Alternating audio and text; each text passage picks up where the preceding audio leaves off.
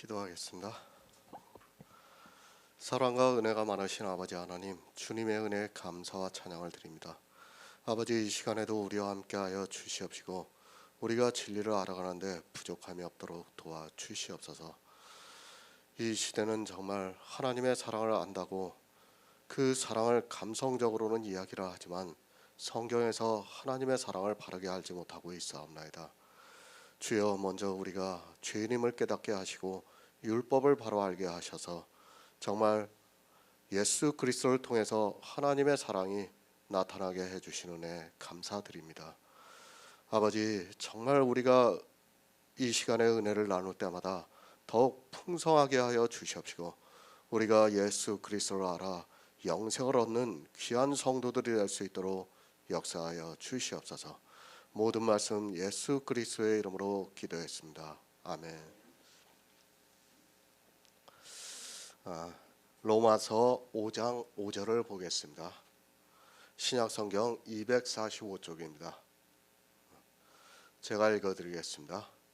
소망이 부끄럽게 아니함은 우리에게 주신 성령으로 말미암아 하나님의 사랑이 우리 마음에 부은 바 됨이니. 아멘. 이스라엘을 보시기 바랍니다. 그들은 우리의 예표라는 것을 알아야 합니다. 자기들이 하나님의 선민으로서 하나님을 믿는 백성이라고 자부를 하면서 살았지만 이스라엘은 하나님을 믿지를 않았습니다. 아브라함의 자손이라고 말은 했지만 이스라엘은 아브라함의 행사를 하기보다는 율법에 빠져 성령을 거스르면서도 깨닫지를 못했습니다. 믿음입니다. 성경은 우리에게 믿음에 대해서 말씀하고 있습니다. 사도 바울은 아브라함이 어떻게 믿었는가를 말씀하고 있습니다. 또 그가 무엇에 대해서 믿었는가를 말씀하고 있습니다. 그가 믿음으로 하나님으로부터 의로 여기심을 받았는데 의로 여기심을 받은 것이 아브라함만을 위한 것이 아니라고 말씀을 하고 있습니다. 아브라함의 행사입니다.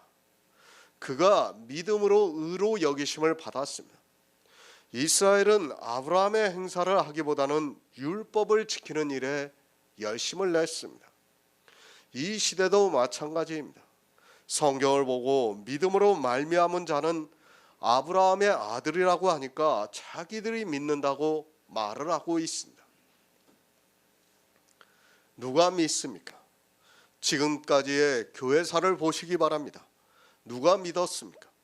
초대교회 사도들이 복음을 전할 때 그때가 지나자마자 교회는 다시 율법의 행위에 빠지고 말았다는 것을 알아야 합니다. 이 시대는 믿음이 무엇이라는 것조차 모르고 이스라엘이 하나님을 믿는다고 한 것과 같은 믿음을 가지고 믿고 있다고 주장을 하고 있습니다. 믿음이 아닙니다. 율법을 지키는 사람은 믿음과는 아무 상관이 없는 사람이라는 것을 알고 있어야 합니다.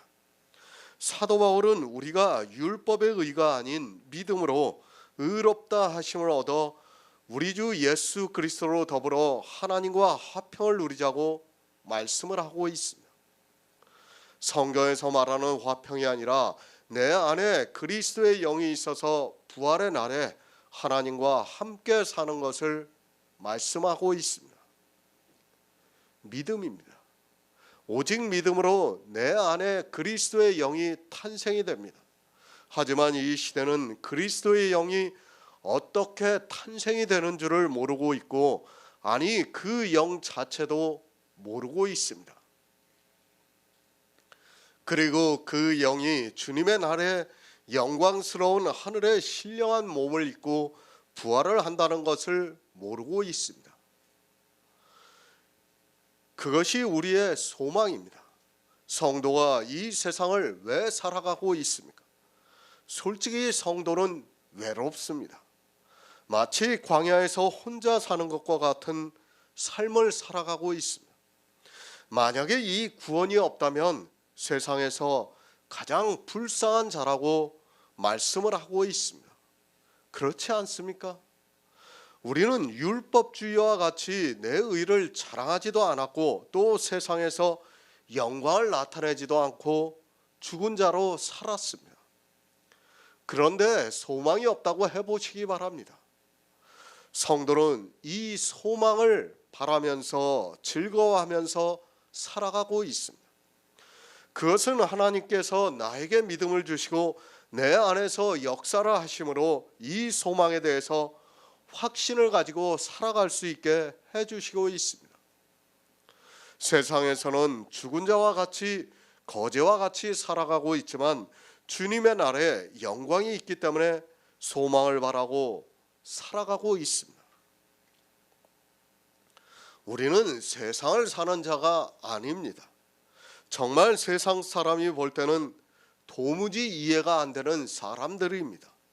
솔직히 우리 안에서 역사를 하고 있는 이 복음을 누가 믿을 수 있겠습니까? 하나님께서 우리에게 믿음을 주시지 않았다면 우리도 믿을 수 없는 것이 영의 일이라는 것을 잘 알고 있습니다. 소망입니다. 그것은 이 세상에서 우리가 누리는 것이 절대로 아닙니다. 이 시대는 성도의 소망이 무엇인가를 모르고 있습니다. 아무 것에나 소망을 가지면 되는 것으로 생각하고 있습니다. 늘 말씀드리지만 성도는 영의 일에 있어서만 생각을 하고 있습니다. 이 소망이 있습니다.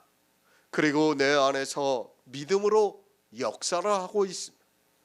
이렇게 믿음을 가지고 살아가는 성도는 세상에서 환난을 당하게 되어 있습니다. 율법주의가 볼 때 우리는 분명히 이단입니다. 그들이 하고 있는 율법의 행위를 하나도 하지 않고 예수 그리스도를 믿고 있습니다. 그리고 어떻습니까? 그들이 하고 있는 행위가 악하다고 말을 하고 있습니다. 율법주의자들이 진심으로 하나님을 믿는다고 하면서 하고 있는 모든 행위를 악하다고 해보시기 바랍니다.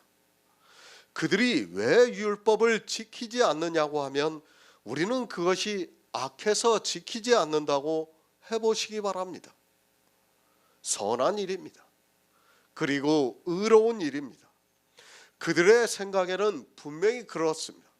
그런데 성도는 그것이 악하다고 하지 않는다고 하면 그들로부터 환난을 당하게 되어 있습니다. 이 세상의 다수는 율법주의자입니다. 솔직히 아주 극소수의 성도를 제외하고는 이 세상에서 살아가고 있는 모든 사람이 다 율법주의자고 그들은 우리를 이해할 수도 없고 또 들으려 하지도 않고 있습니다. 성도는 오직 믿음으로 삽니다. 그런 성도들을 율법주의자는 핍박을 하고 있습니다. 어떻게 이렇게 환난을 당하는 것을 받아들이려면 인내를 해야 합니다. 성도에게 믿음이 있으면 시련이 온다는 것을 말씀을 하고 있습니다. 율법을 지키지 않으면 반드시 시련이 다가오게 되어 있습니다. 모두가 율법을 지킵니다. 그런데 우리 성도는 믿음으로 살아가고 있습니다. 다수는 소수를 핍박하게 되어 있고 그것이 시련으로 다가오게 되어 있습니다. 이 시련이 왔을 때 인내를 하라고 말씀을 하고 있습니다. 영의 일에 있어서 시련이 오면 인내를 하라고 말씀을 하고 있습니다. 인내를 합니다. 당연히 그 인내는 연단이 되고 있습니다. 마치 은을 도가니에 그리고 금을 풀무에 연단을 하는 것과 같이 우리 마음을 하나님께서 연단을 하셔서 든든히 설 수 있게 역사를 해주시고 있습니다. 왜 그렇게 시련을 받으면서 인내를 할 수 있는가 하면 하늘에 대한 소망이 있기 때문입니다. 우리는 소망이 있습니다. 그 소망이 없다면 절대로 연단을 받을 수 없습니다. 아니, 연단을 받기 전에 모두가 포기를 하게 되어 있습니다. 영의 사람은 아주 적기 때문에 세상에서 환난을 당하는 것은 너무도 당연한 일입니다. 사도 바울이 우리에게 그것을 가르쳐주고 있습니다. 구원을 받았습니까? 이 시대는 자기들이 구원을 받았다고 하면서도 세상에 사는 것과 같이 살아가고 있습니다. 성도는 우리가 가진 믿음으로 말미암아 율법에 의해서 반드시 환난을 당하게 되어 있습니다. 그 환난이 인내를, 인내가 연단을, 연단이 소망을 이룬다고 말씀을 하고 있습니다. 하지만 이 시대는 자기들에게 있는 소망이 무엇인가를 모르고 살아가고 있습니다. 목표를 분명히 하시기 바랍니다. 내가 가야 하는 곳이 어디라는 것을 바로 아시기 바랍니다. 이 시대는 소망을 바라보면서 살아가고 있다고 하는 그들에게 너무 많은 소망이 있는 것을 볼 수 있습니다. 사단은 이렇게 성경에서 많은 소망을 갖게 함으로 해서 자기가 즐거워하면서 바라고 있는 소망이 무엇인가를 잊어버리게 만들고 있습니다. 새 번역을 보겠습니다. 이 희망은 우리를 실망시키지 않습니다. 하나님께서 우리에게 주신 성령을 통해서 그의 사랑을 우리 마음속에 부어 주셨기 때문입니다. 소망을 가지시기 바랍니다. 간곡히 바라고 원하는 것이 소망이라고 사전에서 말하고 있습니다. 내 소망이 무엇인가를 바로 아시기 바랍니다. 교인들은 이 세상의 것을 가지고 바라면서 살아가고 있는 것을 볼 수 있습니다. 자기가 가져야 할 소망을 모르고 있다면 그는 어리석은 사람입니다. 기도를 하고 있습니다. 정말 그들이 간곡하게 바라고 원하는 것을 기도로 하고 있습니다. 그러나 안타깝게도 사도 바울이 말씀하고 있는 소망을 기도하는 것이 아니라 자기들의 육체를 위해서 간곡하게 바라면서 기도를 하고 있습니다. 소망이 무엇인가를 모르고 아무 것에나 그렇게 구하고 있고 그것이 사단의 교묘한 계략이라는 것을 모르고 있습니다. 성도의 소망입니다. 이 세상에 있지 않습니다. 그것이 아무리 하나님을 위하는 일이라 해도 우리는 세상에 소망을 두지 않습니다. 지혜가 있는 성도는 땅에 있는 것과 하늘에 있는 것을 같이 구하지를 않고 있습니다. 내가 구해야 하는 소망이 무엇인가를 분명히 알고 있기 때문에 사도 바울이 말씀하고 있는 하나님의 영광을 바라고 있습니다. 어리석은 자가 되지 마시기 바랍니다. 사단은 끊임없이 미혹을 하고 있습니다. 사람이 여러 가지 소망을 갖게 함으로 해서 하나님의 영광을 바라지 못하게 만들고 있습니다. 사람들의 생각에는 이것도 바라고 저것도 바라는 것이 좋을지 몰라도 성경은 분명히 우리의 소망이 무엇인가를 말씀하고 있습니다. 영생입니다. 하나님께서 우리에게 주신 소망입니다. 그 소망이 우리를 실망시키지 않는다고 말씀하고 있습니다. 성도가 바라는 하나님의 영광은 절대로 실망시키지 않는다고 말씀하고 있습니다. 우리가 바라고 있는 그 소망이 부끄럽지 않다고 말씀을 하고 있습니다. 원하는 것이 무엇입니까?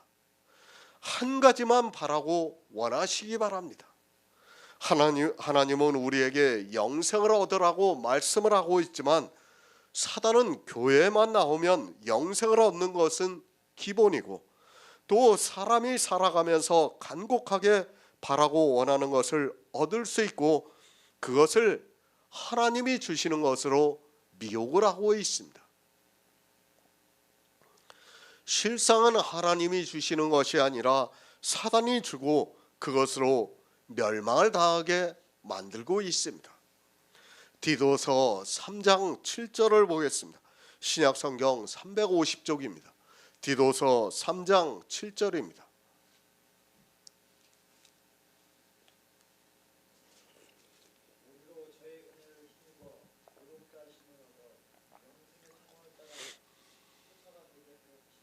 아멘. 성도의 소망입니다. 이 시대 교회 안에 있는 사람들은 너무 많은 소망을 가지고 있는 것을 볼 수 있습니다.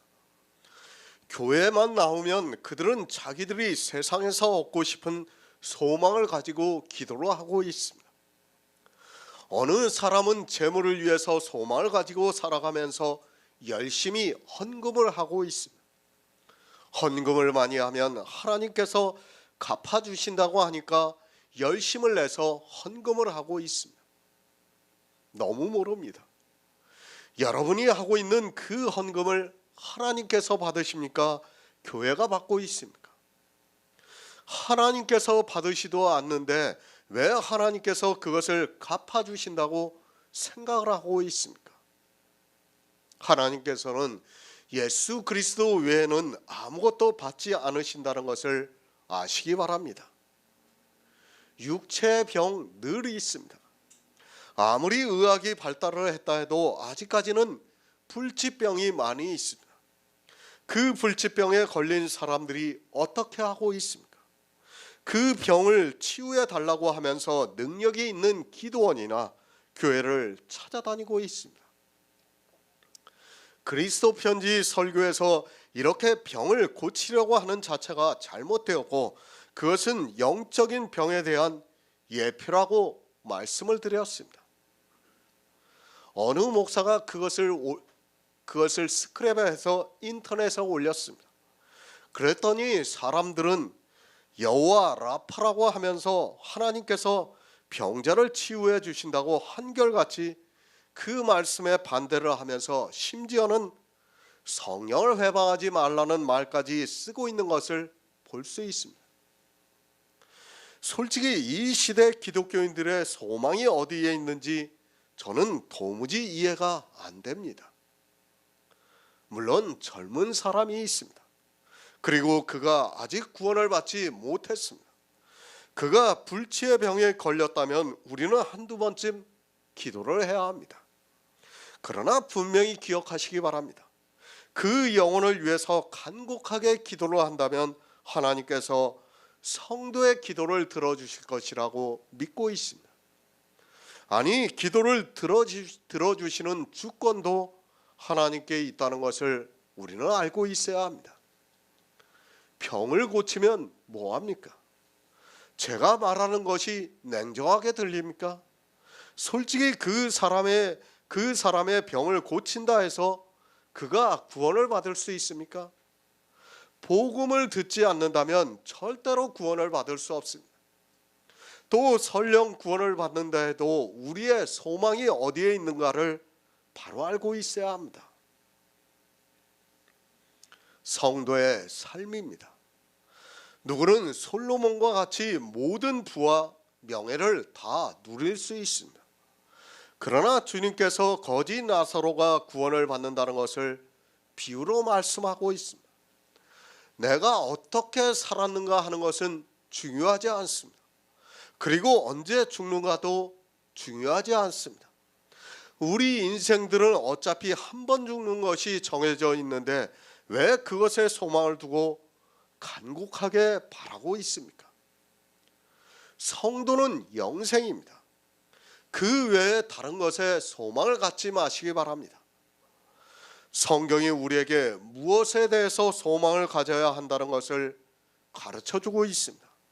하지만 사람들은 육체에 빠져 그 정과 욕심을 십자가에 못 박지 못하고 있습니다.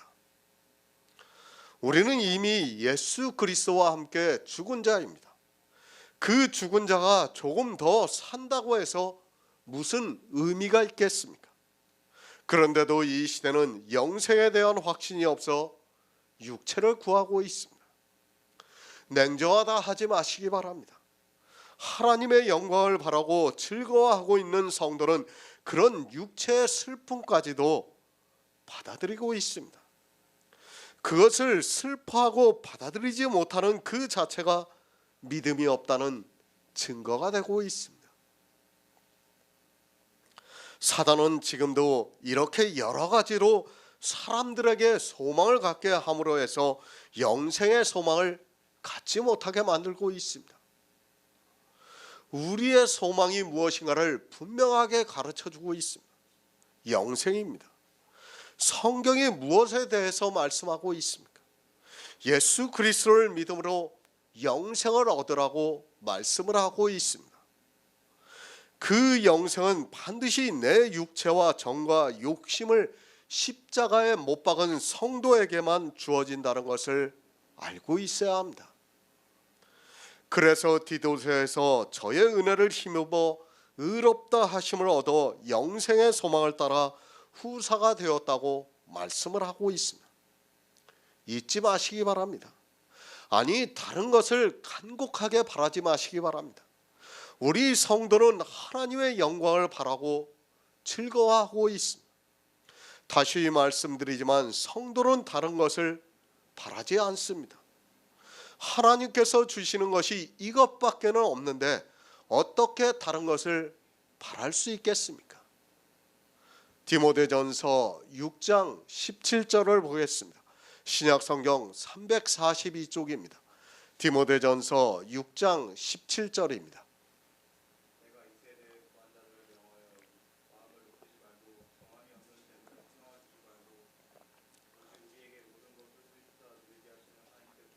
아멘. 정말 주의하시기 바랍니다. 내 소망이 무엇인가를 모르는 사람들이 교회 안에 너무 많이 있습니다. 아니, 영생을 받은 자기들이 다른 소망을 가져도 되는 것으로 생각하고 있습니다. 이 성경을 누가 보고 있습니까? 교회 안에서 이러한 일이 있기 때문에 사도 바울이 말씀하고 있습니다. 부한 자들입니다. 교회 안에 부자가 많습니까? 가난한 자가 많습니까? 정말 다시 부탁드리지만 성경을 바로 보시기 바랍니다. 교회 안에는 절대 다수가 부자가 되어 살아가고 있기 때문에 사도 바울이 지금 이 말씀을 하고 있습니다.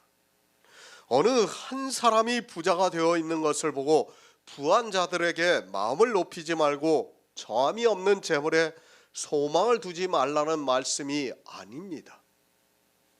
전부입니다. 이 시대는 모두가 부자가 되어 있습니다. 재물이라고 말씀을 하니까 이 세상에서 사용하는 돈으로 생각하고 있습니다.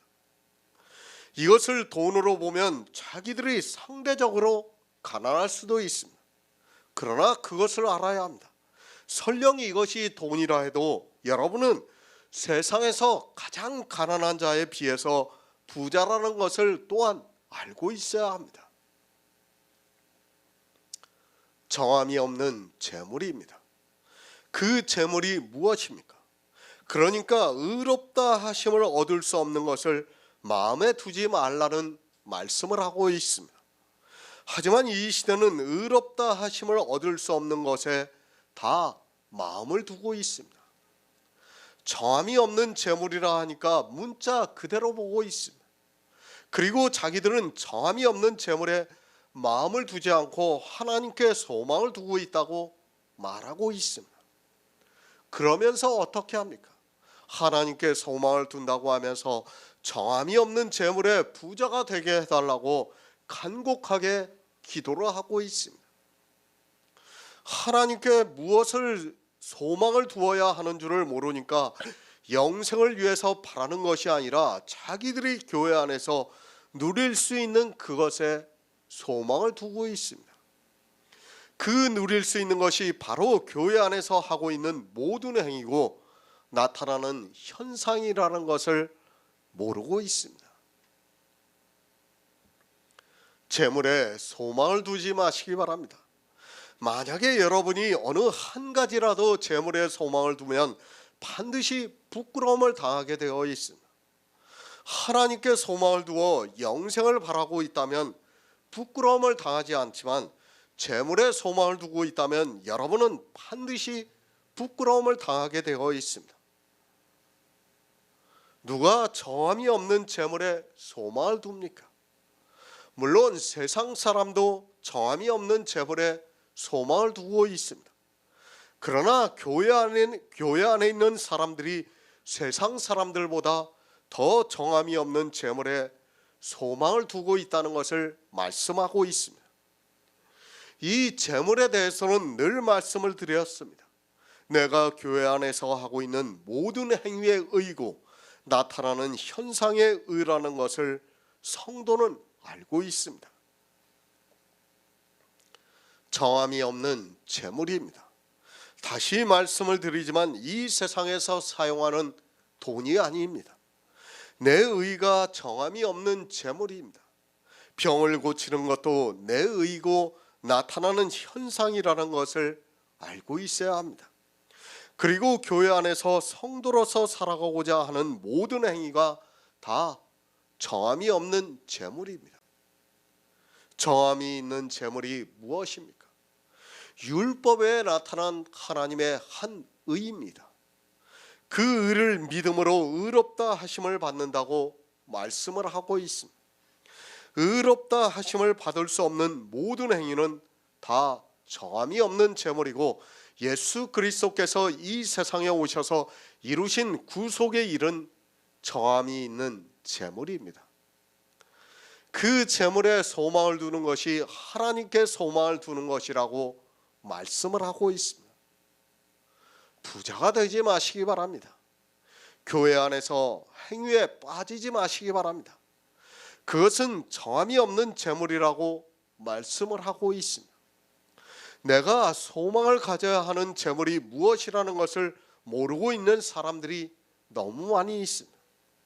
아니, 자기 소망을 이미 가진 것으로 생각하고 성도로서 살아간다고 하면서 사단에게 미혹이 되어서 정함이 없는 재물에 소망을 두고 있습니다. 성경입니다. 하지 말라고 하는 것은 해서는 안 됩니다. 사도 바울은 다 영생에 대해서 말씀을 하고 있습니다. 사도 바울이 두 가지 소망에 대해서 비교를 해서 말씀을 하고 있습니다. 재물의 소망을 가지고 있는 사람은 하나님에 대해서 소망을 가질 수 없고, 하나님에 대해서 소망을 가지고 있는 사람은 재물에 소망을 두지 않는다는 것을 말씀하고 있습니다. 이 두 가지를 다 하려고 하지 마시기 바랍니다. 그 사람은 반드시 부끄러움을 당하게 되어 있습니다. 내가 어디에 소망을 가지고 있는가에 따라 영생을 얻기도 하고 또 부끄러움을 당하기도 합니다.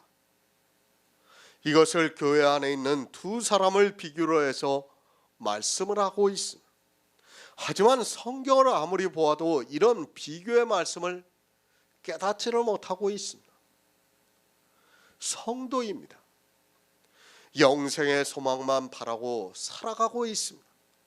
그러나 가라지는 영생의 소망은 자기들이 이미 다 받았다고 하면서 정함이 없는 재물도 역시 소망을 가지고 있습니다. 정함이 없는 재물에 소망을 가지게 되면 영생의 소망을 가질 수 없다는 것을 분명히 기억하시기 바랍니다. 이 두 가지를 함께 가지려고 하는 그 자체가 욕심에서 나온 것임을 바로 깨닫기 바랍니다. 믿으시기 바랍니다. 오직 믿음으로 의롭다 하심을 받아야 합니다. 절대로 부끄러움을 당하지 않습니다. 사도 바울은 우리의 소망이 부끄러움을 당하지 않는다고 말씀을 하고 있습니다. 영생에 있어서 부끄러움을 당하지 않는다고 하면서 믿음으로 의롭다 하심을 얻었다고 말씀을 하고 있습니다. 디도서 3장 5에서 6절을 보겠습니다. 신약성경 349쪽입니다. 디도서 3장 5에서 6절입니다.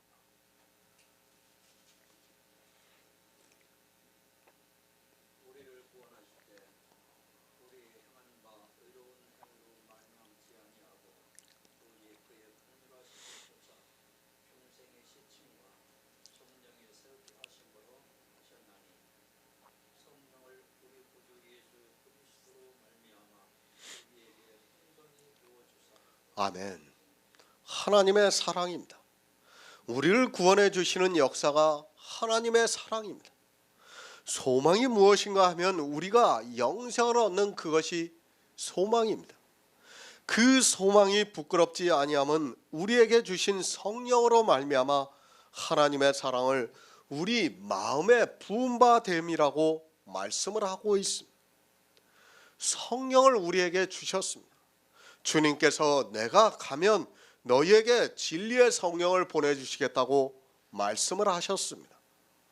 이 시대는 성령에 대해서 너무 모르고 있습니다. 사도 바울이 로마서를 기록하면서 5장에서 처음으로 성령에 대해서 말씀을 하면서 우리에게 주신 성령으로 말미암아 하나님의 사랑이 우리 마음에 부은 바 되었다고 말씀을 하고 있습니다. 하나님의 사랑은 구원입니다. 성령이 우리 가운데 오심으로 해서 우리가 하나님의 사랑을 알아간다는 말씀입니다. 성령이 오시지 않고는 어느 누구도 하나님의 사랑을 깨달을 수 없다는 것을 말씀하고 있습니다. 성령이 오심으로 해서 하나님의 사랑을 우리 마음에서 받아들이고 있다는 말씀입니다. 영생입니다. 그것을 디도서에서 우리의 구원이라고 말씀을 하고 있습니다. 하나님께서 우리를 사랑하셔서 구원을 해주시고 있습니다. 하나님께서 우리 인생들을 사랑하시지 않았다면 아담이 범죄했을 때 세상은 그때 종말을 맞이했을 것이 분명합니다. 우리의 구원입니다. 행위로 말미암지 않았다고 말씀을 하고 있습니다. 성경을 볼 때는 정말 부탁드리지만 이 구원만을 생각하면서 보시기 바랍니다. 그러나 안타깝게도 성경을 보는 사람들의 마음이 다른 곳에 가 있습니다. 구원을 생각하는 것이 아니라 행위를 생각하고 있습니다. 성령을 왜 보내주셨습니까? 이 시대는 성령을 왜 보내주셨는가를 모르고 있습니다. 하나님께서 우리에게 성령을 보내주신 단 한 가지 이유는 구원입니다. 우리 인생으로는 성경을 보고 하나님의 사랑을 깨달을 수 없기 때문에 하나님께서 진리의 영인 성령을 보내주셔서 그 성령이 감동을 해주심으로 성경에서 하나님의 사랑을 깨달아 우리 마음에서 믿어지는 역사가 있다는 말씀입니다. 진리의 성령입니다. 하지만 이 시대는 진리의 성령에 대해서 너무 무지합니다. 성령이 오셔서 무엇을 하는지조차 모르고 있습니다. 이 시대는 성령이 오셔서 자기들이 하고 있는 샤머니즘적인 은사를 행하게 하고 있고 또 자기들이 신앙생활을 잘하게 감동을 주는 것으로 알고 있습니다. 성령을 왜 보내주셨습니까? 우리를 구원하시되 우리의 행한 바 의로운 행위로 말미암지 아니하고 오직 그의 긍휼하심을 조차 중생의 씻음과 성령의 새롭게 하심으로 하셨나니 성령은 우리 주 예수 그리스도로 말미암아 우리에게 풍성히 부어주사 우리로 저의 은혜를 힘입어 의롭다 하심을 얻어 영생을 얻게 하기 위해서 보내주셨습니다. 성경을 아무리 보아도 소용이 없습니다. 여러분에게 성령이 오시지 않으면 그것은 이 세상 초등학문에 불과하다는 것을 깨달아야 합니다. 성령이 오시지 않으면 영생을 어떻게 받는 줄을 모르게 되어 있습니다. 우리가 구원을 어떻게 받는지를 모르게 되어 있다는 것을 알아야 합니다. 성령이 오십니다. 그러면 그 첫 번째 나타나는 것이 행위를 하지 않습니다. 성령이 오시면 행위를 하지 않는다는 것을 말씀하고 있지만 이 시대는 도리어 성령이 오시면 율법의 행위를 잘할 수 있다고 말을 하고 있습니다. 성령이 우리 안에 오시면 하나님의 사랑을 우리 마음에 부은 것과 같이 성령의 인도하심에 따라 하나님의 사랑을 깨닫게 된다는 말씀입니다. 하나님의 사랑은 구원입니다. 그 외의 것을 가지고 하나님의 사랑이라고 하지 마시기 바랍니다. 하나님께서 우리를 사랑하셔서 만세 전부터 예수 그리스도를 예정하셔서 우리가 그의 은혜로 구원을 받게 하셨습니다.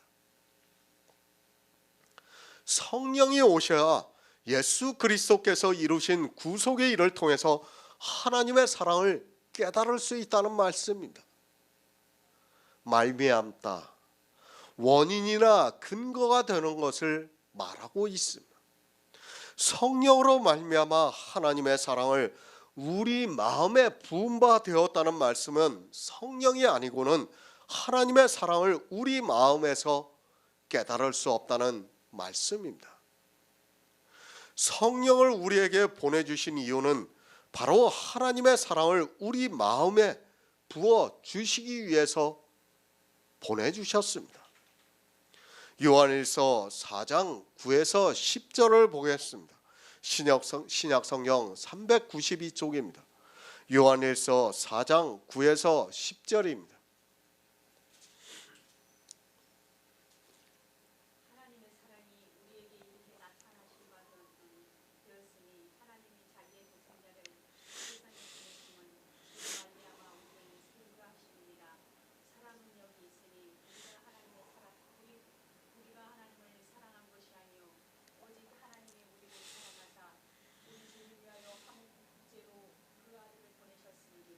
아멘.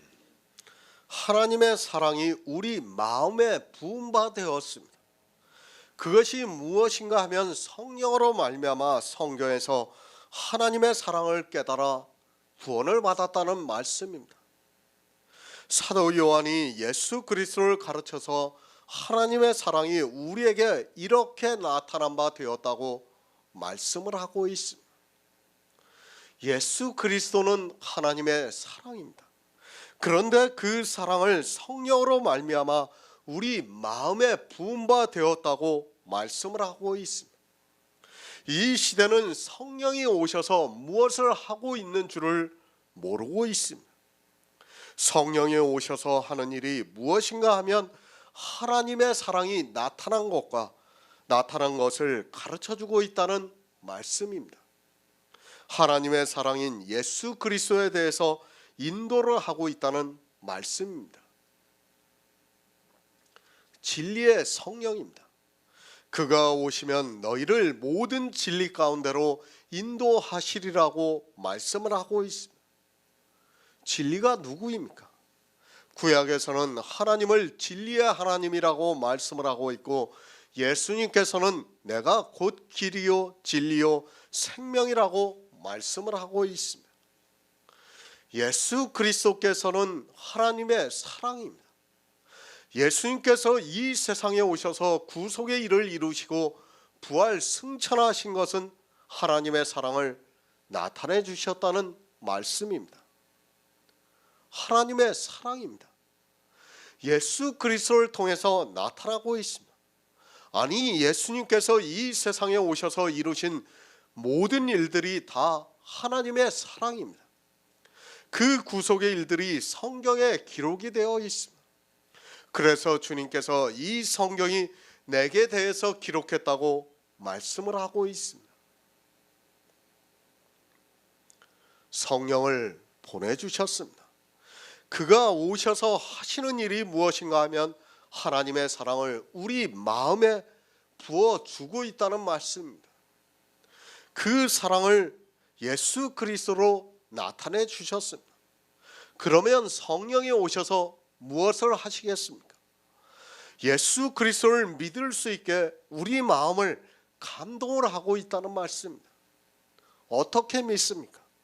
우리 마음에 하나님의 사랑을 부어주셔서 믿을 수 있게 하고 있습니다. 그러니까 하나님의 사랑인 예수 그리스도를 알게 해주시고 있다는 말씀입니다. 예수 그리스도를 알므로 해서 믿을 수 있고 그 믿음이 우리를 구원하고 있다는 말씀입니다. 그래서 주님께서 성령이 오시면 모든 진리 가운데로 인도하신다고 말씀을 하고 있습니다. 성령이 하는 일입니다. 우리에게 영생을 보내주신, 성령을 보내주신 이유입니다. 우리 인생들이 아무리 성경을 보아도 영의 일을 깨달을 수 없습니다. 사람의 지식으로는 이 성경을 수백 번을 보고 아니 다 외운다 해도 하나님의 사랑을 깨달을 수 없습니다. 아니 예수 그리스도께서 이루신 구속의 일을 알 수 없다는 말씀입니다. 주님께서 이루신 구속의 일입니다. 이 모든 일이 다 하나님의 사랑이며 그래서 하나님의 사랑을 우리에게 나타난 바 되었다고 말씀을 하고 있습니다. 성령이 오셔서 하시는 일은 바로 모든 진리 가운데로 인도를 하고 있습니다. 그러니까 하나님의 사랑인 예수 그리스도를 알게 역사를 하고 있다는 말씀입니다. 그것을 로마서에서 우리에게 주신 성령으로 말미암아 하나님의 사랑을 우리 마음에 부은 바 되었다고 말씀을 하고 있습니다. 요한복음 16장 13절을 보겠습니다. 신약성경 176쪽입니다. 요한복음 16장 13절입니다.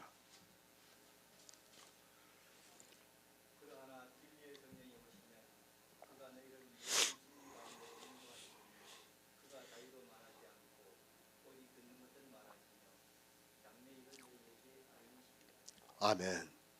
진리의 성령입니다. 성령이 오시면 그가 너희를 모든 진리 가운데로 인도하시리라고 말씀을 하고 있습니다. 그 모든 진리가 무엇입니까? 하나님의 사랑이 나타났는데 예수 그리스도께서 이 세상에 오셔서 이루신 모든 구속의 일이 모든 진리라는 말씀입니다. 주님이 이 세상에 오셔서 우리를 구원하시기 위해서 하신 모든 일들이 하나님의 사랑이라는 말씀입니다. 이 시대는 성령을 너무 모르고 있습니다. 성령의 기초입니다. 요한복음의 말씀이 성령의 기초입니다. 특히 이 말씀은 성령이 오셔서 무엇을 하시는가를 분명하게 가르쳐주고 있습니다. 그래서 사도 바울이 우리에게 주신 성령으로 말미암아 하나님의 사랑을 우리 마음에 부은 바 되었다고 말씀을 하고 있습니다. 성령을 너무 모르고 있습니다. 아니, 그가 오셔서 하시는 일을 모르고 있습니다. 예수님께서는 진리의 성령이 오시면 그가 너희를 모든 진리 가운데로 인도하시리라고 말씀을 하고 있고, 그것을 사도 바울은 너희에게 주신 성령으로 말미암아 하나님의 사랑을 우리 마음에 부은 바 되었다고 말씀을 하고 있습니다. 진리이신 예수 그리스도를 알게 해주시고 있다는 말씀입니다. 성령입니다. 여러분에게 성령이 오시지 않으면 절대로 하나님의 사랑이 여러분의 마음에 부어 주시지 않는다는 말씀입니다.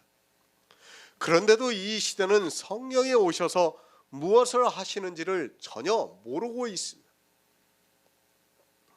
아니, 자기들의 종교에서 하고 있는 샤머니즘적인 행위와 그리고 율법을 잘 지켜야 한다는 말도 안 되는 이야기를 하고 있습니다. 성령을 바로 하시기 바랍니다. 성령을 모르다 보니까 이 시대는 성령을 하나님이라고 부르고 있습니다. 성령이 하나님입니까? 절대로 아닙니다. 성령은 말씀 그대로 성령입니다. 그러니까 진리의 영입니다. 그를 왜 보내주셨는가 하면 성령으로 말미암아 우리가 모든 진리 가운데로 인도함을 받기 위해서이고, 성령으로 말미암아 하나님의 사랑을 우리 마음에 부어 주시기 위해서라는 말씀입니다. 같은 말씀입니다. 예수님과 사도 바울이 다른 말씀을 하는 것이 아니라 같은 말씀을 하고 있습니다. 사도 바울이 성령에 대해서 전혀 다른 말씀을 하고 있는 것이 아니라 예수님께서 하신 말씀을 그대로 하고 있습니다. 성령을 우리에게 보내주신 이유가 바로 이것 때문입니다. 사람으로는 그가 아무리 성경을 본다 해도 모든 진리를 그리고 하나님의 사랑을 알 수 없기 때문입니다. 성령이 무엇인지도 모르고 있습니다. 성령도 모르는 그들이 어떻게 성령이 하시는 일을 알 수 있습니까? 예수님께서 성령을 의인화하시고 또 존칭을 쓰시고 있습니다. 그렇다고 해서 성령이 하나님이라고 하는 것은 너무 어리석은 생각입니다.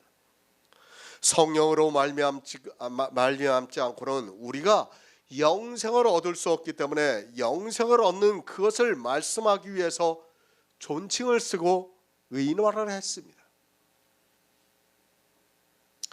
영을 우리에게 어떻게 설명할 수 없으니까 예수님도 그러니까 성령이 오셔야만 우리가 구원을 받을 수 있기 때문에 그 성령을 그라고 의인화를 해서 말씀을 하고 있고 또 성령을 존칭을 쓰고 있습니다.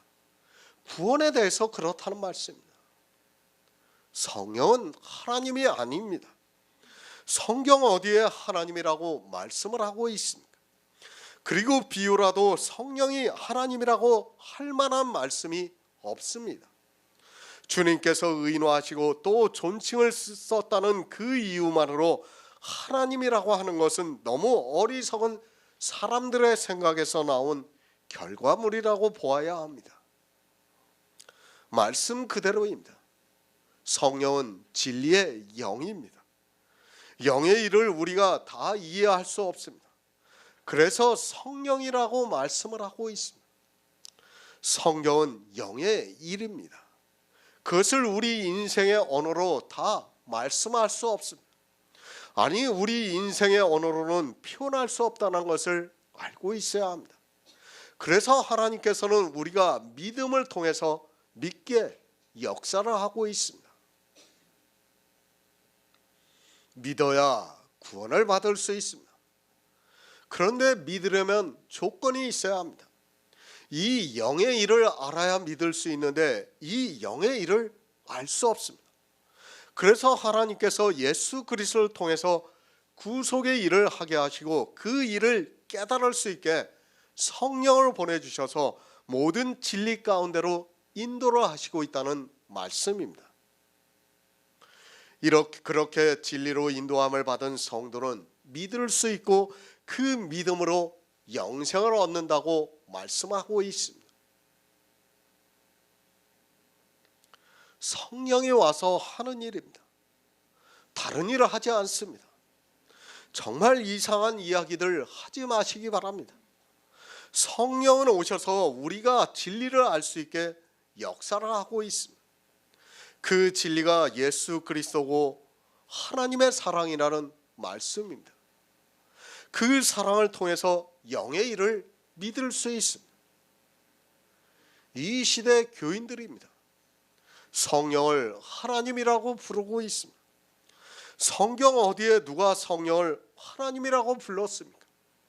사도들은 성령을 지칭할 때 존칭을 쓰지 않았다는 것을 알고 있어야 합니다. 사도행전에서 딱 한 번 성령께서라고 말씀을 하고 있고 모든 성경은 성령이라고 기록이 되어 있다는 것을 아시기 바랍니다. 누가 존칭을 썼습니까? 어느 누가 성령님이라고 기록을 했습니까? 이 시대는 성령을 너무 모르고 있고 그것이 자기 영혼을 망하게 하는 것임을 깨닫지를 못하고 있습니다. 기독교라는 종교의 세뇌가 되어서 성령을 부를 때 이제는 당연히 님이라고 부르고 있습니다. 언제부터입니까? 제가 어려서는 성령님이라고 부르지 않았습니다. 정말 이해가 안 되는 일들을 교회 안에서 하고 있습니다. 성령을 하나님이라고 하는 것은 다른 신을 섬기는 제1계명을 범하는 죄라는 것을 알아야 합니다. 예수님께서 왜 성령을 말씀하면서 존칭을 쓰시고 의인화를 하셨는가를 모르고 예수님이 존칭을 썼다는 그 이유만으로 성령을 하나님이라고 부르고 있습니다. 성령은 진리의 영입니다. 절대로 하나님이 될 수 없습니다. 물론 이 시대 기독교인들은 저를 이단이라고까지 공격할 것을 너무 잘 알고 있습니다. 제가 기독교인들로부터 이단이라고 공격을 받는 한이 있더라도 바로 말씀을 드릴 수밖에 없습니다. 사람들로부터 이단이 된다 해도 저는 구원을 받고 싶습니다. 하나님이 아닌 것을 하나님이라고 할 수 없다는 말씀입니다. 성령은 말씀 그대로 진리의 영입니다. 그를 왜 우리에게 보내주셨는가를 예수님께서 말씀을 하고 있습니다. 그리고 사도 바울이 또 로마서를 통해서 가르쳐주고 있습니다. 우리에게 주신 성령으로 말미암아 하나님의 사랑을 우리 마음에 부은 바 되었다고 말씀을 하고 있습니다. 이것이 성령이 와서 하는 일입니다. 성령은 하나님이 아니라 보내주신 진리의 영입니다. 영이 어떻게 하나님이 될 수 있다고 하는지 도무지 이해가 안 됩니다. 그런데도 이 시대는 성령을 하나님이라고 부르고 있습니다. 전혀 두려워하지도 않고 하나님이 아닌 진리의 영을 하나님이라고 부르고 있습니다. 하나님이 보내셨습니다. 성령만 하나님이 보내셨습니까?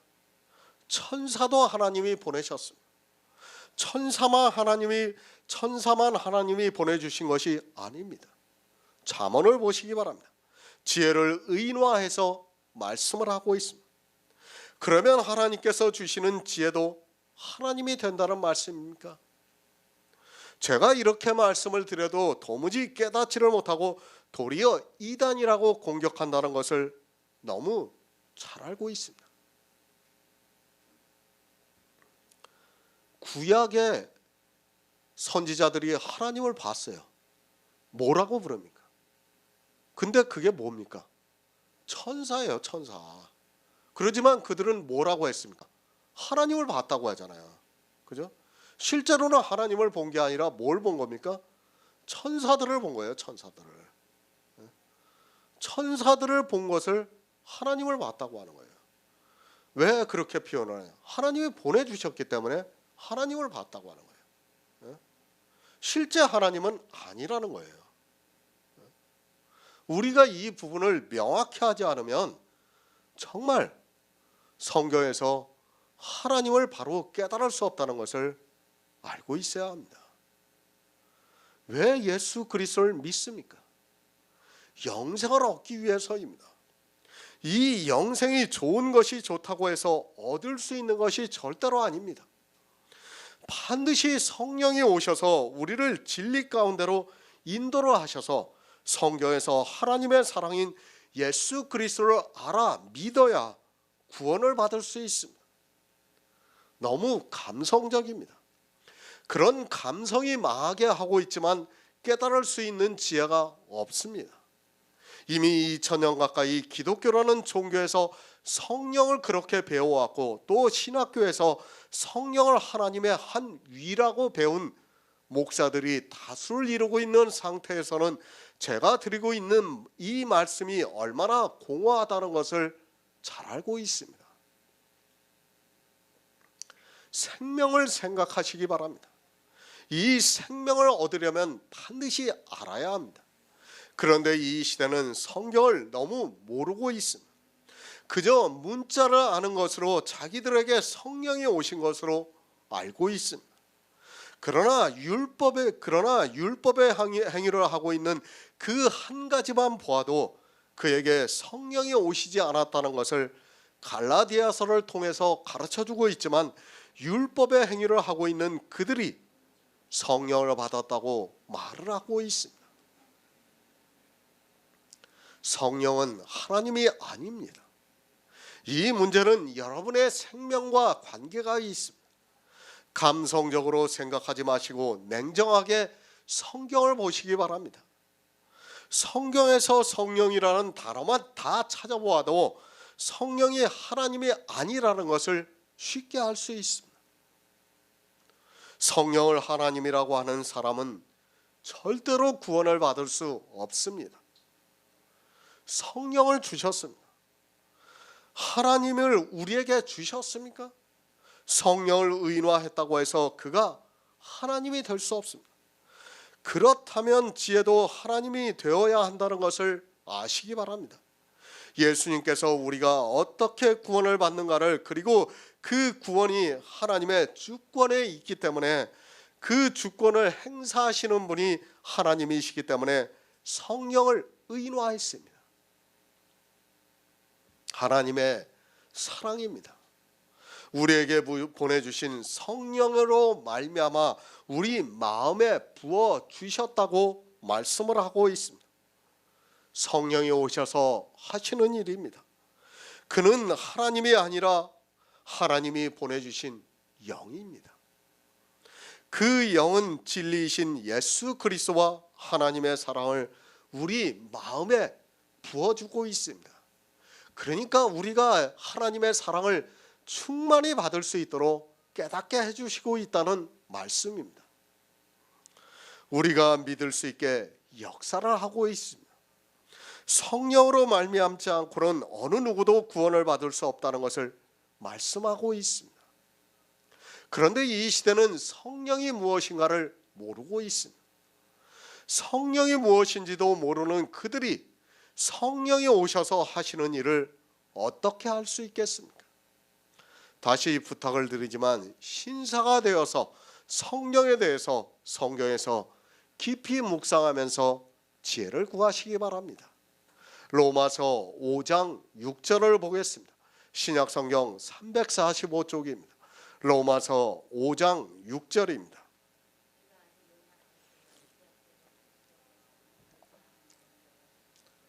아멘. 새 번역을 보겠습니다. 우리가 아직 연약할 때 그리스도께서는 제때 경건하지 않은 사람을 위하여 죽으셨습니다. 하나님의 사랑입니다. 이제부터 사도 바울이 하나님의 사랑에 대해서 말씀을 하고 있습니다. 1장에서 복음에 대해서 말씀을 했습니다. 2장에서는 율법에 대해서 말씀했습니다.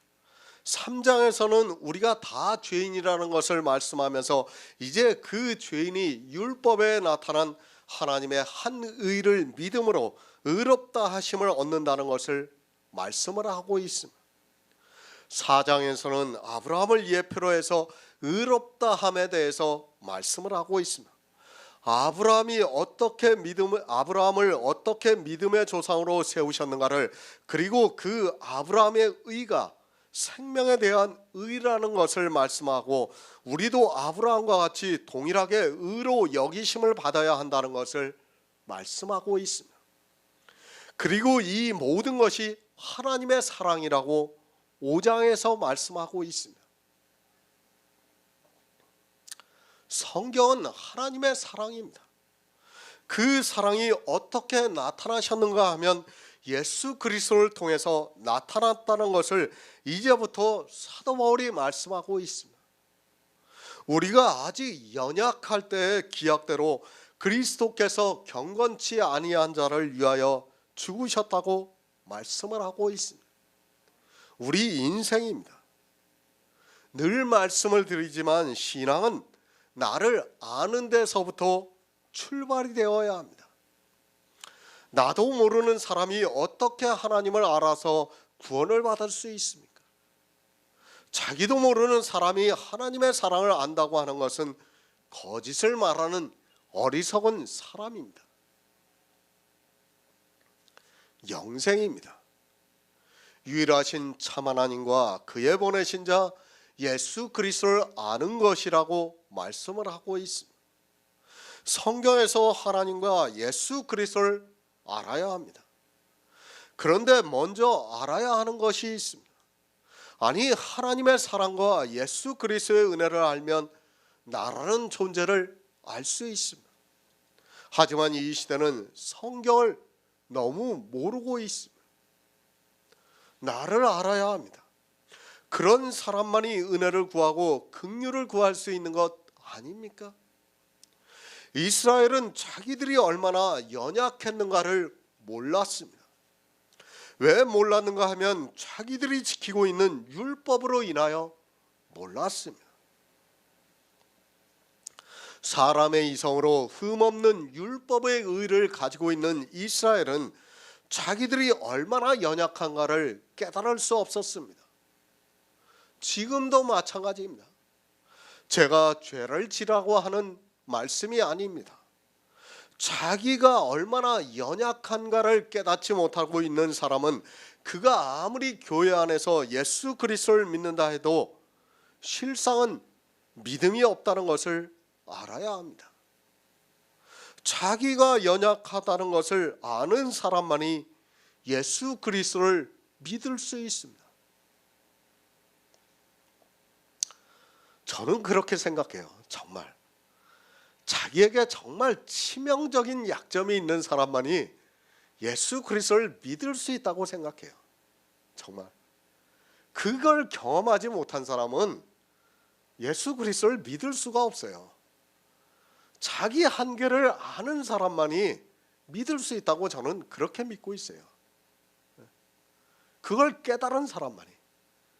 그런데 교회에 나가서 율법을 지키다 보면 그것을 망각하게 돼요. 자기가 왜 연약한가를 망각을 하게 된단 말이에요. 왜 그런가 하면 바로 율법 때문에 그렇게 만든다는 말씀. 그런데 사람들은 율법을 지키면서 그것을 다 잊어버리고 있습니다. 주님이 오셨습니다. 주님께서 누구를 찾아다니셨습니까? 누가복음 4장에서 주의 성령이 내게 임하셨으니 이는 가난한 자에게 복음을 전하게 하시려고 내게 기름을 부으사 나를 보내사 포로된 자에게 자유를 눈먼 자에게 다시 보게 함을 전파하며 눌린 자를 자유케 하고 주의 은혜의 해를 전파하게 하려 하심이라고 말씀을 하고 있습니다. 가난한 자입니다. 주님은 이스라엘의 부자를 찾아다니시지 않고 가난한 자들을 찾아다니셨습니다. 그리고 그들에게 복음을 전하셨습니다.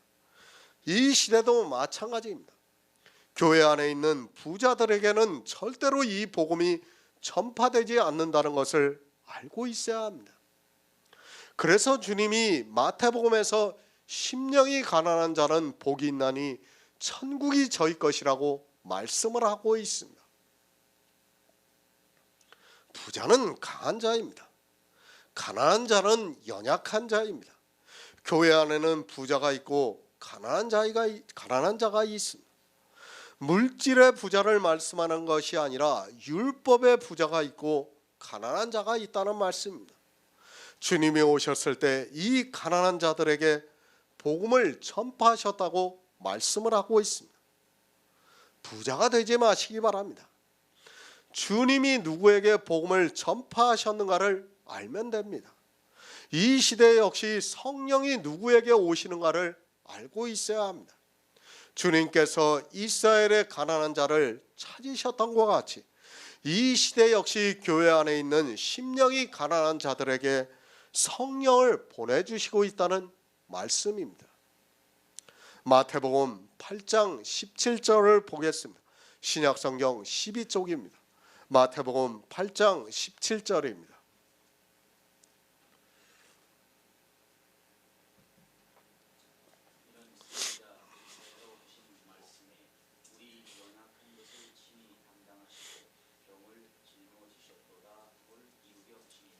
아멘. 우리가 아직 연약할 때 이사야 선지자의 말씀을 인용해서 말씀을 하고 있습니다. 예수 그리스도께서 이 세상에 오셔서 우리 연약한 것을 친히 담당하시고 병을 짊어지셨다고 말씀을 하고 있습니다. 이런 말씀을 볼 때마다 안타까운 말씀을 지울 수 없습니다. 연약한 것이 무엇입니까? 그리고 병이 무엇입니까?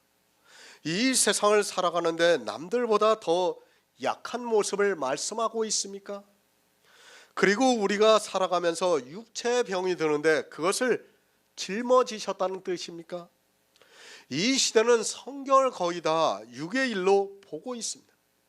하나님께서는 우리 영의 일을 말씀하고 있지만 사람들은 그것을 깨달을 수 있는 지혜가 없습니다. 성령이 오셔야 합니다. 그렇지 않으면 거의 다 문자로 보게 되어 있습니다. 우리 연약한 것을 친히 담당하셨다고 하니까 자기 육체에 연약한 것이 있으면 예수 그리스도의 이름으로 기도를 해서 그것이 강해지려고 하고 있습니다. 병이 있으면 또 기도를 해서 병을 고치려 하고 있습니다. 영의 일입니다. 정말 성경을 육의 일로 만들지 마시기 바랍니다. 이스라엘이 성경을 문자 그대로 보다가 예수님을 대적하고 말았는데도 이 시대 역시 이스라엘과 똑같이 성경을 보고 있습니다. 그러면서 자기들은 이스라엘과 다르다고 생각을 하는 것이 참으로 신기할 정도입니다. 육체에 연약한 것이 아니라 구원에 있어서 연약한 것을 친히 담당하셨습니다. 정말 안타깝습니다. 이런 말씀들을 다 문자로 보다 보니까 성경에서 영의 일에 대해서는 소경이 되어 있는 것을 볼 수 있습니다. 하나님을 믿는 것이 아니라 샤머니즘에 깊이 빠져 있으면서도 워낙 오랫동안 그렇게 해왔기 때문에 당연하게 생각하고 있습니다. 구원에 대해서 약한 것입니다. 그리고 구원에 있어서 병든 것을 말씀하고 있습니다. 예수님께서 이 세상에 오신 목적을 모르고 있습니다.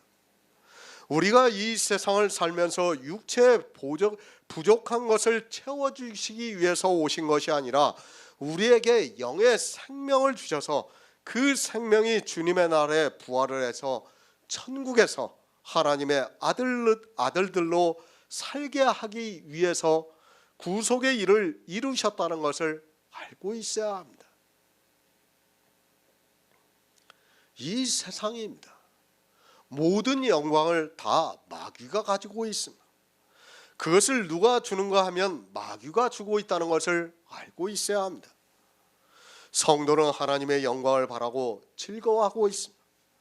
바란다는 말씀은 세상을 살아갈 때 주어진다는 것이 아니라 주님이 오실 때 바라고 있다는 말씀입니다. 우리 인생은 연약합니다.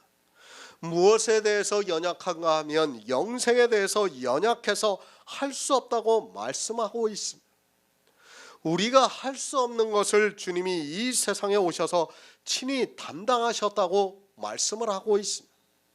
그런데 이 시대는 이스라엘과 마찬가지로 율법의 행위에 깊이 빠져들어가 있는 것을 볼 수 있습니다. 이 시대 교인들은 연약한 자가 아니라 바리새인들과 같이 강한 자입니다. 나를 아시기 바랍니다. 우리는 율법을 지킬 수 없는 연약한 자입니다.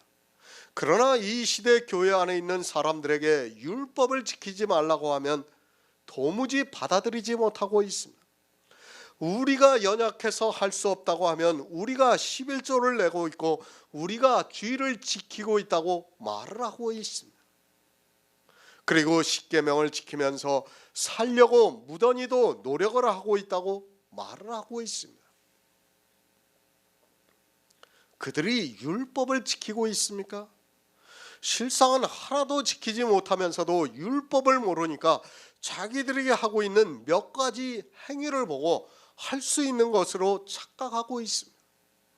그런 율법주의에 이미 기독교는 처음부터 빠졌고 이제 2000년이 흐른 이 시대는 돌이킬 수 없는 강을 건너고 말았습니다.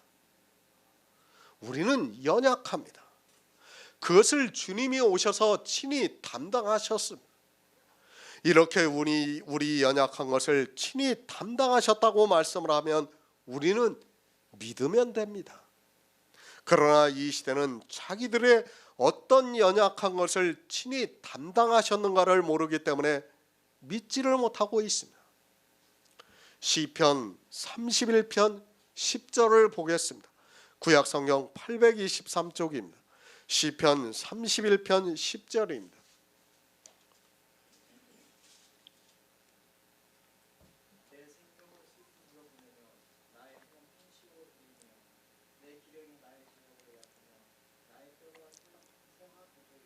아멘. 의인은 없습니다. 죄를 짓지 아니하는 의인은 아예 세상에 없다고 말씀을 하고 있습니다. 늘 말씀드리지만 이 시대는 율법에 대해서 너무 모르고 있습니다. 율법은 의롭다함과 연결이 되고 있다는 것을 명심하고 있어야 합니다.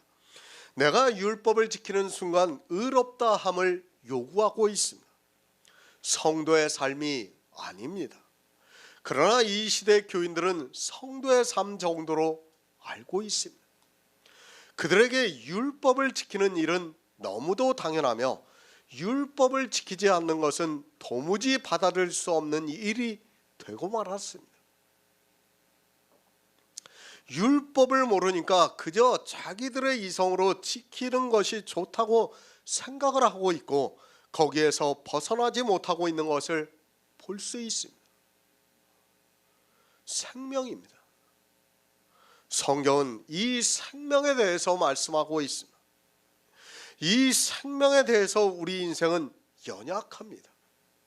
왜 연약합니까? 죄를 지어서 율법으로는 의롭다 하심을 받을 의인이 하나도 없기 때문에 연약합니다. 아니, 우리는 율법을 지킬 수 없다는 것을 알고 있어야 합니다. 하지만 교회 안에 있는 사람들은 자기들이 몇 가지 지키는 율법을 보고 율법을 지킬 수 있다고 착각에 빠져 있습니다.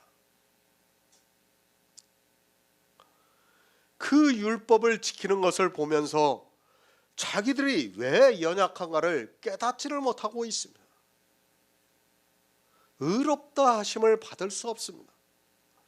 율법을 지켜서는 의롭다 함을 받을 수 있는 육체가 없기 때문에 우리 인생이 연약하다는 것을 말씀을 하고 있습니다. 그저 율법을 몇 가지 지키는 것으로 말씀하는 것이 아니라 율법을 하나를 지키면 모두를 지킬 의무가 주어지고 있고 그 모든 율법에 비추어 볼 때 우리 인생은 의롭다 하심을 얻을 육체가 없기 때문에 연약합니다. 율법을 지킬 수 없습니다. 우리는 지킬 수 없다는 것을 늘 명심하고 있어야 합니다. 사람들이 법에 대해서 너무 착각을 하고 있어요. 성경에 있는 율법을 거의 문자적으로 보면서 자기들이 지킬 수 있다는 착각에 빠져 들어가 있습니다. 우리는 연약해서 할 수 없습니다. 그 약한 것을 친히 담당하셨습니다. 그러니까 우리가 연약해서 할 수 없는 율법의 의를 주님이 이 세상에 오셔서 완전케 하셨다는 말씀입니다. 그리고 그 완전한 율법의 의로 우리에게 예수 그리스도와 동일한 생명인 영을 주셨다는 말씀입니다. 영생에 대해서 이렇게 연약한 우리를 위해서 친히 담당을 하셨습니다. 시편입니다. 육체의 생명을 말씀합니까? 그것이 아니라 영의 생명에 대해서 말씀하고 있습니다. 죄로 인하여 약하여졌다고 말씀을 하고 있습니다. 율법을 온전히 지키지 못해서 율법으로는 의롭다 함을 받을 수 없어서 이 생명에 대해서 연약한 것을 말씀하고 있습니다. 죄입니다. 율법으로는 죄를 깨달음이라고 로마서 4장에서 말씀하고 있습니다. 그러나 이 시대는 자기 죄가 무엇이라는 것을 아는 사람이 없습니다. 내가 어떤 죄인인가를 알아야 내 연약한 것을 주님이 친히 담당하셨다는 것을 알 수 있는데 성경을 아무리 보아도 죄를 깨닫지를 못하고 있습니다. 우리는 연약합니다. 생명에 대해서 연약합니다. 이 연약함을 고백하고 은혜를 구하는 사람은 율법을 보고 죄를 깨달은 사람만이 그렇게 할 수 있습니다. 하지만 교회 안에 있는 사람들은 죄를 지어놓고도 자기가 무슨 죄를 지었는지를 모르고 있습니다. 살인한 자요, 간음한 자요, 우상 숭배를 한 자요, 십계명의 어느 한 계명도 지키지 못한 자라는 것을 율법을 보고도 깨닫지를 못하고 있습니다. 생명입니다. 사도 바울은 우리 생명에 대해서 말씀을 하고 있습니다. 영원한 생명에 있어서 우리는 연약합니다. 그 연약함을 주님이 오셔서 친히 담당하셨습니다. 하지만 예수 그리스도를 믿는다고 하는 그들이 자기들의 연약한 것을 친히 담당하셨다는 것을 받아들이지를 못하고 있습니다.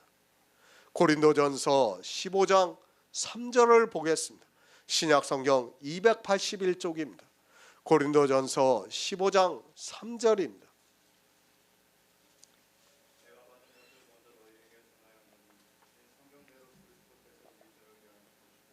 아멘. 하나님의 사랑입니다. 사도 바울은 우리가 구원을 받는 것이 하나님의 사랑이라고 말씀을 하고 있습니다. 우리 성도들이 믿음으로 구원을 받는데 그것이 하나님의 사랑이라고 말씀을 하고 있습니다. 정말 사도 바울은 어느 성경을 보더라도 이 구원에 대해서 말씀하고 있습니다.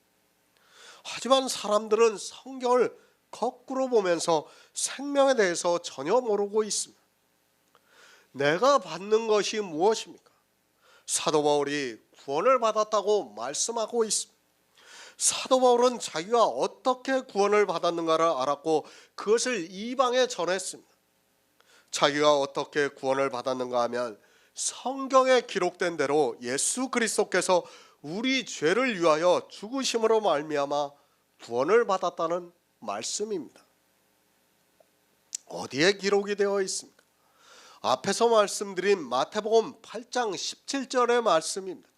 그 말씀이 어디에 기록이 되어 있는가 하면 이사야 53장 4절의 말씀입니다. 그는 실로 우리의 질고를 지고 우리의 슬픔을 당하였거든 우리가 생각하기를 그는 징벌을 받아서 하나님에게 맞으며 고난을 당한다고 하였다고 말씀을 하고 있습니다. 또 말씀하고 있습니다. 그가 찔림은 우리의 허물을 인함이요 그가 상함은 우리의 죄악을 인함이요 그가 징계를 받음으로 우리가 평화를 누리고 그가 채찍을 맞음으로 우리가 나음을 입었다고 말씀을 하고 있습니다. 이렇게 이사야에 기록된 대로 주님은 우리 죄를 위하여 죽으셨습니다. 우리가 누구입니까? 살인한 자요, 간음한 자요, 우상 숭배한 자요, 도적질한 자요, 거짓말한 자요, 십계명의 어느 한 계명도 지키지 못한 자인데 주님이 이 세상에 오셔서 성경대로 우리를 위하여 대신 죽으셨다는 것을 말씀하고 있습니다. 그러나 성경을 보고도 이것을 깨달을 수 있는 지혜가 없습니다. 우리입니다. 이 세상 모든 사람입니다. 모두가 영적으로 살인한 자입니다. 그리고 지금 이 시대는 교회 안에서 수많은 우상 숭배를 하고 있으면서도 깨닫지를 못하고 있습니다. 우리가 아직 연약할 때 그리스도께서 경건치 아니한 자를 위하여 죽으셨습니다. 예수 그리스도의 십자가입니다. 모두가 다 알고 있습니다. 이 세상 죄를 지고 가는 하나님의 어린 양이라는 것을 성경의 문자를 보고 다 알고 있습니다. 그러나 자기가 어떤 죄인인가라는 것을 모르다 보니까 예수 그리스도의 십자가를 안다고는 하지만 실상은 믿을 수 없습니다. 죄가 더한 곳에 은혜가 넘치게 되어 있는데 율법을 보고도 죄가 더하지 않고 있습니다. 우리를 위하여 죽으셨습니다. 거기에는 나도 포함이 되어 있습니다. 나 역시도 죄로 인하여 사망에 이르고 있다는 말씀입니다. 그저 죄라고 하니까 육적인 죄만 생각하지 마시기 바랍니다. 그런 육적인 죄만 말씀하는 것이 아니라 우리의 영적인 죄까지도 포함이 되고 있습니다. 우리가 연약해서 이 육적인 죄는 죽을 때까지 짓고 살아가고 있지만 영적인 죄는 성령이 오시면 짓지 않게 역사를 하고 있습니다. 그런데 어떻습니까? 이 시대는 거꾸로 알고 있습니다. 아니, 영적인 죄에 대해서는 전혀 모르고 있습니다. 우리 성도는 육적인 죄와 싸우는 것이 아니라 이제 영적인 죄와 싸워야 합니다. 이 영적인 죄를 요한일서에서 사함을 받지 못하는 죄라고 말씀을 하고 있습니다. 그리스도께서는 우리 모든 사람을 위하여 대신 죽으셨습니다. 이제 우리 성도는 영의 사람으로 살아야 하는데 거의 모든 사람이 교회 안에서 육으로 살면서 율법을 지키고 그것이 영적인 죄가 된다는 것을 모르고 있습니다. 예수 그리스도께서 성경대로 우리를 위하여 죽으셨지만 영의 일을 모르니까 은혜가 되지 못하고 있습니다. 성경대로입니다. 하지만 성경을 너무 모르고 있습니다. 아니, 지금 사도 바울이 어느 말씀을 인용하는지조차 모르고 있습니다. 성경대로 우리를 위하여 죽으셨다고 말씀하고 있지만 성경을 편찬한 사람들도 이 성경대로가 이사야 53장이라는 것을 모르고 있습니다. 물론 성경에는 많은 말씀들을 비유로 가르쳐주고 있습니다. 성경을 바로 하시기 바랍니다. 왜 성경을 바로 알아야 아는가 하면 성경대로 예수 그리스도께서 우리를 위해서 죽으셨습니다. 성경대로라고 하니까 자기들이 문자를 아는 것으로 성경대로 예수 그리스도께서 죽으셨다고 말하지 마시기 바랍니다. 성경에서 그 비유와 의미를 알아야 성경대로 죽으신 것을 우리가 알 수 있습니다. 성경을 모르면 어느 말씀에서 비유를 말씀하고 있는가를 모르게 됩니다. 이렇게 성경대로 우리가 연약할 때 그리스도께서 경건치 아니한 우리를 위하여 죽으셨습니다. 로마서 5장 7절을 보겠습니다. 신약성경 245쪽입니다. 로마서 5장 7절입니다.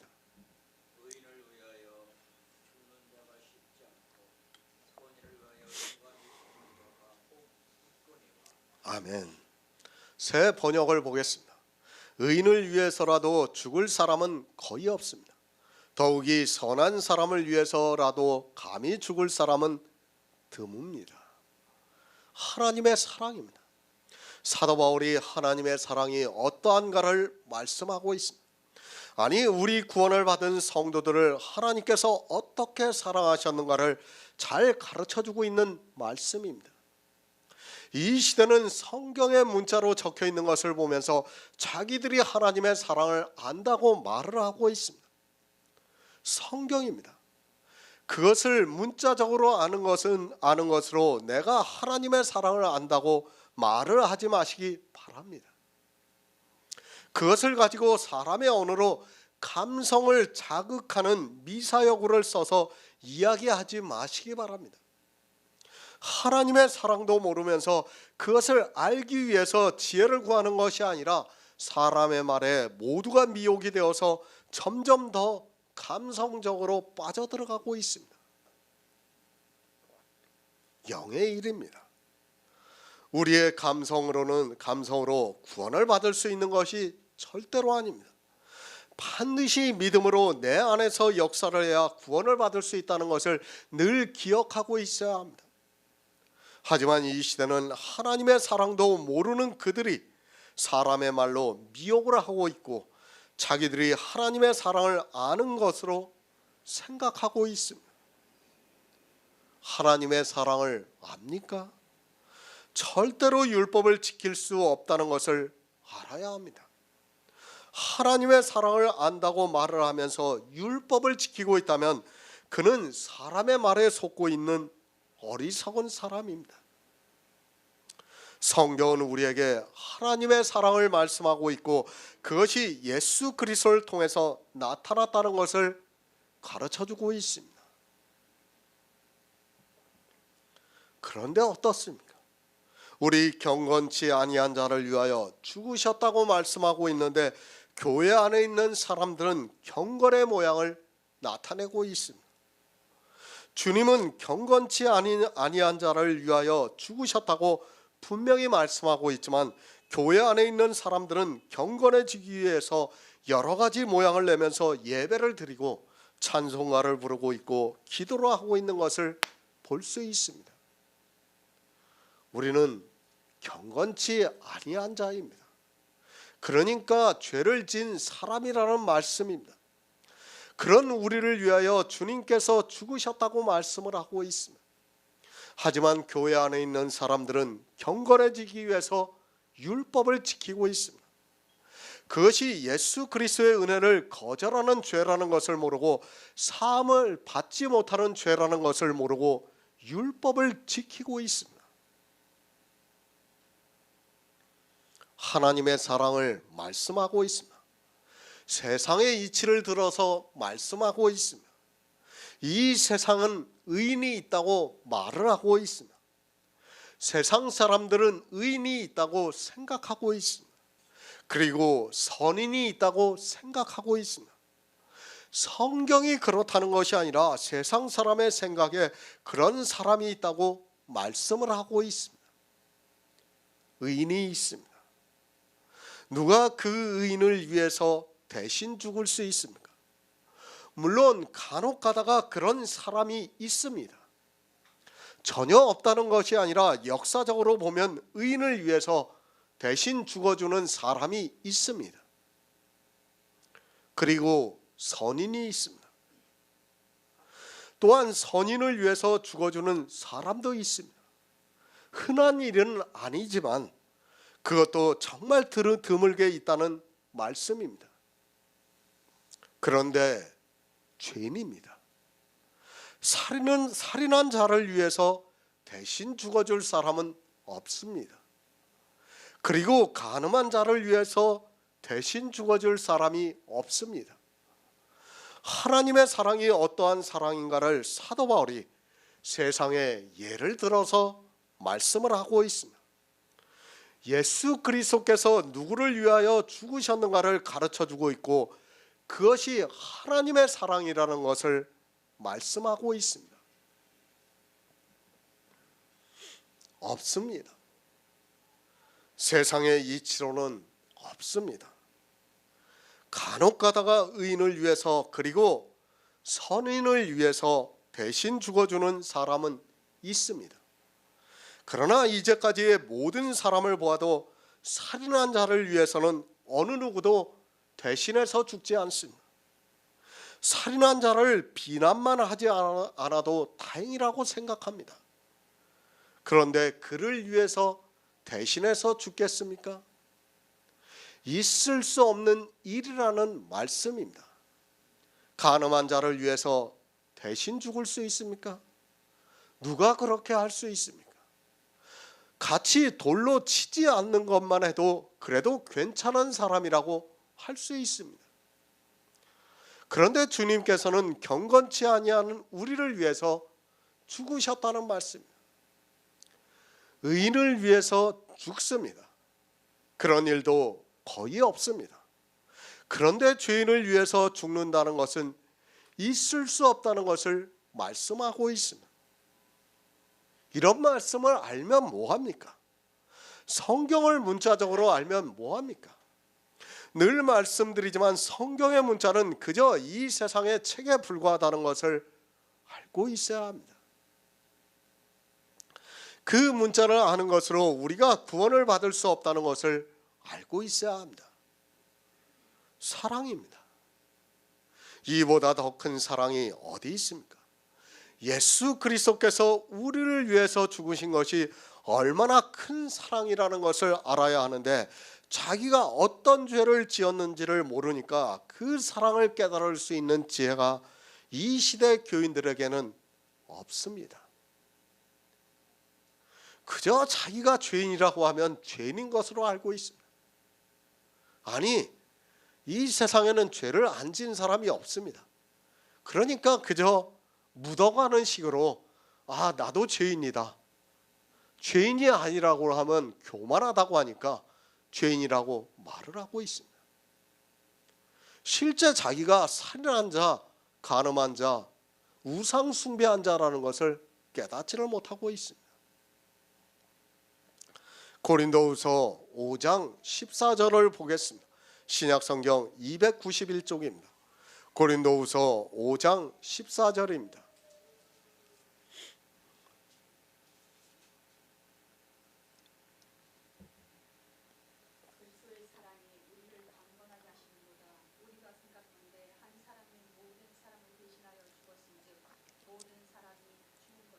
아멘. 우리는 의인이 아닙니다. 우리는 선인도 아닙니다. 내가 누군가를 알아야 합니다. 그러나 이 시대는 자기가 누군가를 모르고 있습니다. 왜 모르고 있는가 하면 율법을 지키는 자기들이 세상 사람에 비해 분명히 더 의롭게 살아가고 있기 때문입니다. 그렇게 율법을 지키고 있는 상태에서는 예수 그리스도의 사랑을 깨달을 수 없다는 것을 알아야 합니다. 십자가를 말하면 뭐합니까?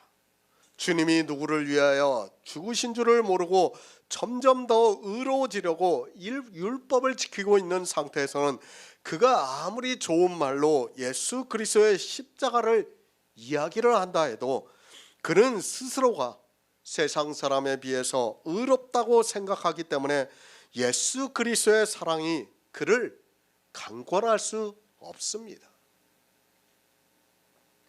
나를 바로 하시기 바랍니다.